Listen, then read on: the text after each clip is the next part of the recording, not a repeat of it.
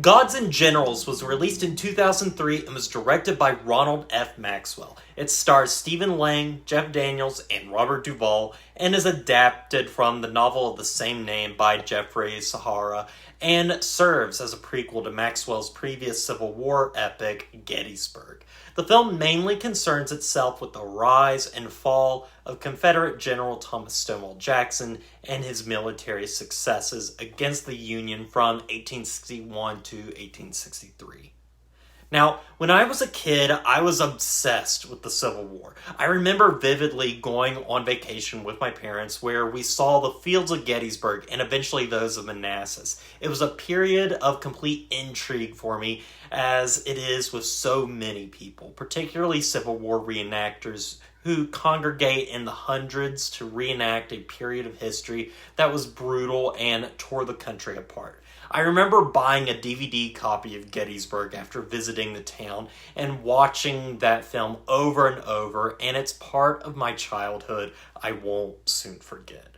However, I wasn't made aware of this prequel film, Gods and Generals, until many years later, and by the time I bought it, I was well aware of its reputation and horrible critical reception. Gettysburg, while far from a flawless film, attempted to tell the story of those fateful days in painstakingly told accuracy. It provided a dual perspective of the war from both the southern and northern side, but the same could not be said for Gods and Generals. This film was heavily criticized at the time for enforcing the Lost Cause myth and painting the Confederacy as a group of like-minded individuals that saw their succession from the Union depending solely on states' rights rather than states' rights to own slaves.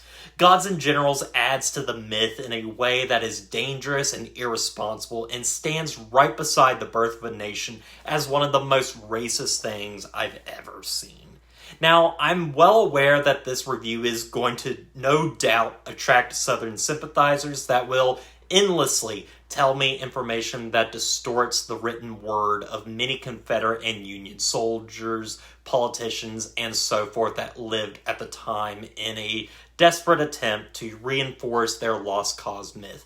I also realize there's no way to reason with these groups who will never accept what they simply do not want to believe.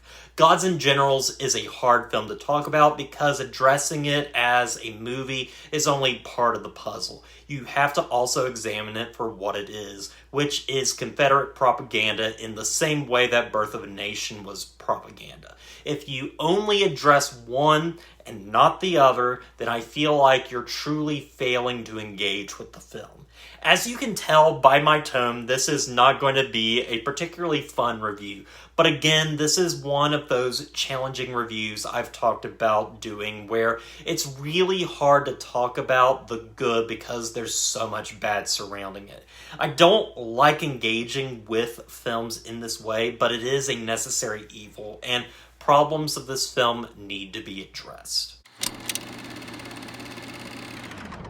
I want to briefly go over some much needed context before we go into all of my thoughts. This isn't going to be a typical behind the scenes section, I usually do, but I will set the stage for what we're going to talk about. Before Gods and Generals, Ronald F. Maxwell spent many years saving up and developing his passion project on the Battle of Gettysburg, and after securing funding, the film was well on its way and was being launched as a TV miniseries to be released on TNT.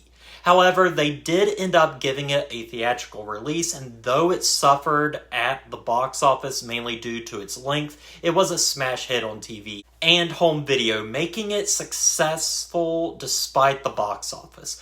That film was praised for its historically accurate depiction and equal approach to its storytelling by focusing on the Confederates as much as the Union. And though the film was far from perfect, it is still well remembered and well liked. Nearly 10 years later, Ronald F. Maxwell worked on doing it again with a prequel based off of Shahara's book, the author of the book, and son of the author, Michael Shahara, who wrote the book Gettysburg was based on. Maxwell planned on making a trilogy of Civil War films, with Gods and Generals serving as the first film in that sequence, and the proposed Last Full Measure serving as the finale, detailing the events after Gettysburg. With complete funding by Ted Turner, Maxwell got to work on this second Civil War epic, which would see the return of many characters from Gettysburg and lead right into the events of that film.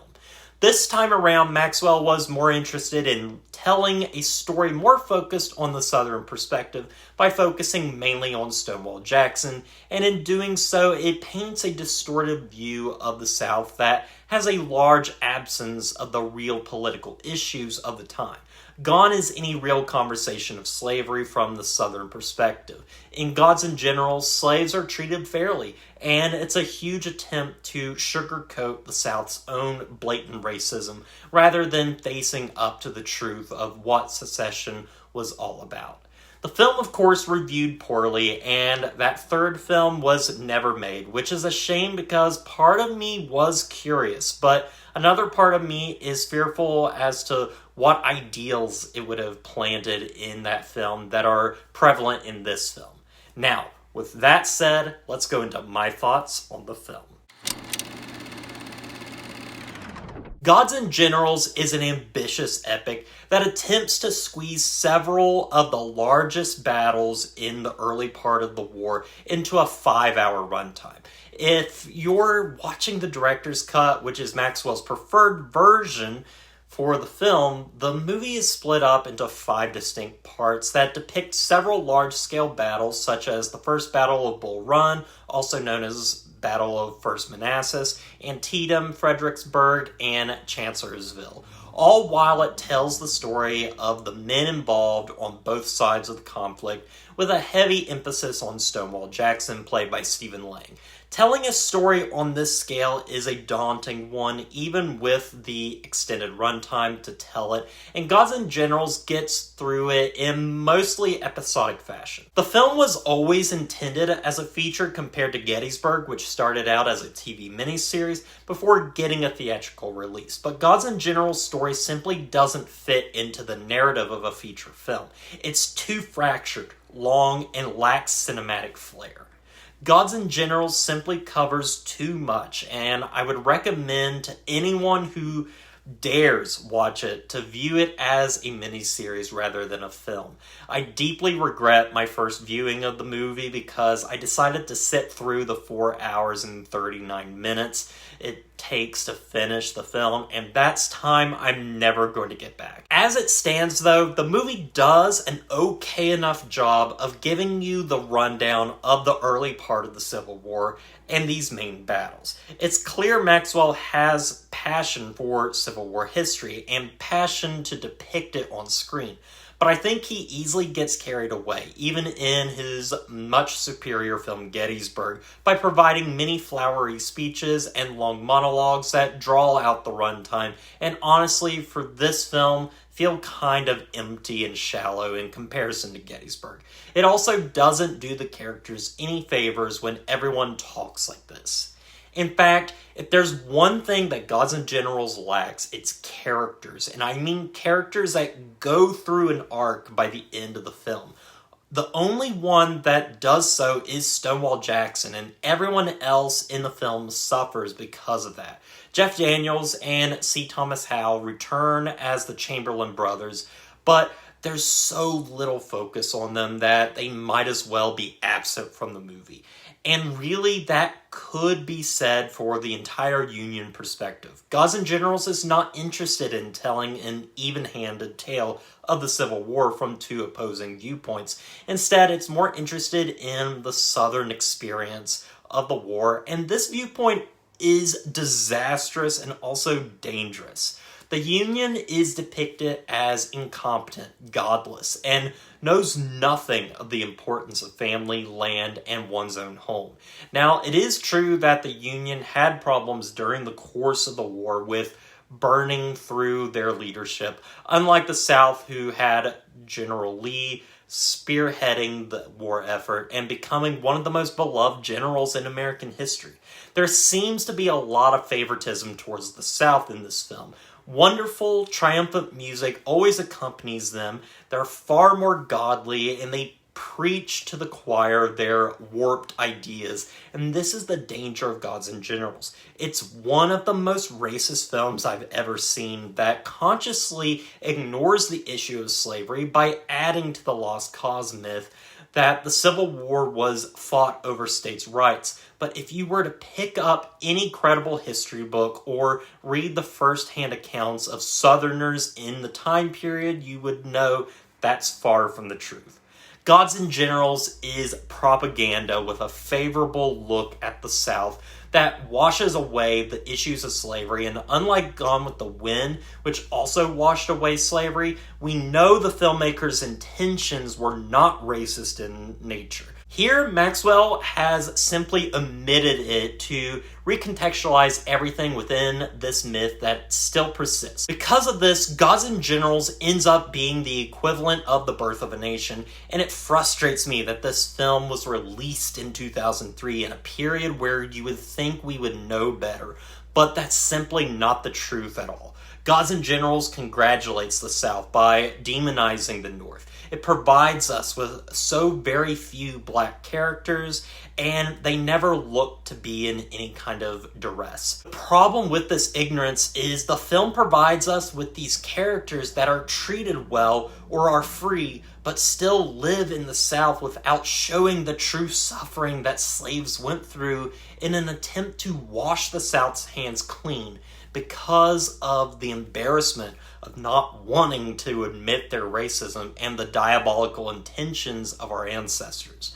We should not be romanticizing the evils of our past and covering it up, and that's why this movie is so dangerous and was so hard to watch at times. It's a lie. Gods and Generals is a large, sprawling epic with very little care put into it besides the warped themes expressed by its director and writer, and the film almost feels amateurish. Performances, aside from Stephen Lang, feel flat, stagey, and just altogether weak. There are moments that shine, though. The battle scenes are standard and lack in intensity. They're serviceable and intriguing to watch, though. There's also a subplot with John Wilkes Booth that is fun to see and also incredibly on the nose, with a scene depicting Booth playing Macbeth while Abraham Lincoln is in attendance, and it's overly romantic foreshadowing of their eventual fates, and half of me hates that scene as much as I love it. It's just too much. The score, though, is very good, despite the fact that it is used to serve the romanticized accomplishments of the South. Still, the soundtrack does shine. But we all know the best thing to come out of this film is Stephen Lang's performance as Stonewall Jackson. In fact, I would go so far as to say this is Lang's best work. The amount of effort he puts into the role is astonishing. He lives and breathes it, and you feel the passion on screen. Though the film has written Jackson to be a sympathetic romantic hero, that is not Lang's fault. He commands the screen and does make you feel inspired as he provides speech after speech. It's just a shame this is all in service to paint a glorious and without flaw Jackson. Lang is great, and there is no flaw in that performance, and it makes trudging through the film a little more tolerable. But the film's final moments use the expert acting from Lang to immortalize Jackson as a romantic hero martyr for the Southern cause. His death is almost symbolic and is framed to inform you that he has reached spirituality in death, and it feels gross. Gods and Generals is just as racist as Birth of a Nation in my eyes. It might not have men in blackface or having black men rampaging around the countryside, but I would argue it's just as dangerous and racist for how it ignores and only supports what simply isn't true if you just read the history of the time from those that lived in that time. Gods and Generals is very upsetting to watch, and it makes me far angrier than Birth of a Nation ever could, which is a film responsible for the reemergence of the KKK and used as a recruiting tool. The one thing that Birth of a Nation has going for it over Gods and Generals is the expertise of a seasoned director, powerful imagery, and it pushed filmmaking forward. It's sadly really good propaganda.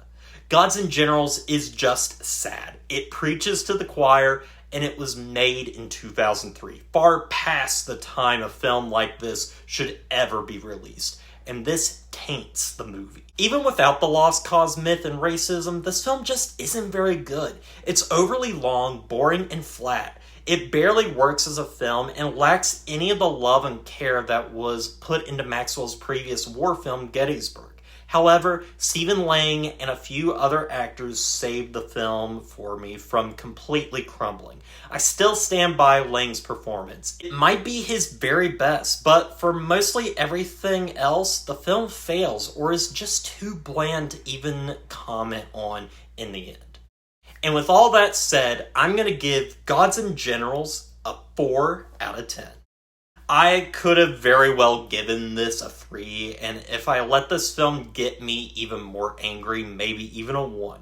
But I can't give that to a film I think at least has something of merit to it, even if you have to dig through it to reach it. Gods and Generals is a bad film and also a dangerous film, but I think I've given credit where credit is due for the things it does get right. And that's all I've got for you guys. I hope you enjoyed this review, and if you're wondering, I will also be covering Gettysburg as well, since I've revisited that film as well. I'm really looking forward to talking about it, but as always, don't forget to like, comment, and subscribe to the channel, and stay positive.